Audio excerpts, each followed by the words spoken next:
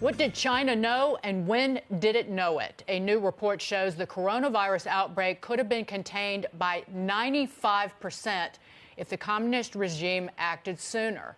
Secretary of State Mike Pompeo pushing for answers, saying if we do not figure out where China went wrong, we could face another crippling pandemic in the future. And President Trump addressed the cover-up earlier. Well, it would have been much better if we had known about this a number of months earlier. It could have been contained to that one area in China where it started.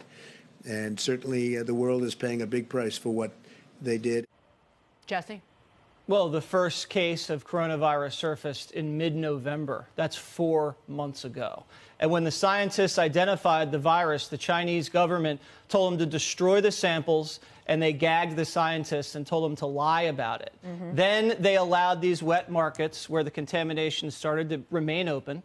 They told the WHO, World Health Organization, that it was not contagious human to human. They allowed the New Year's celebration in Wuhan, 11 million people, to go on. Everybody drinking and eating and having a great time together. And that was a colossal mistake. Then they allowed thousands of Chinese citizens to fly all over the country. The Chinese government dragged its feet in releasing data to the rest of the world on this. And when the Trump administration offered to send U.S. scientists to Wuhan to investigate and help, they said, no, you're not allowed.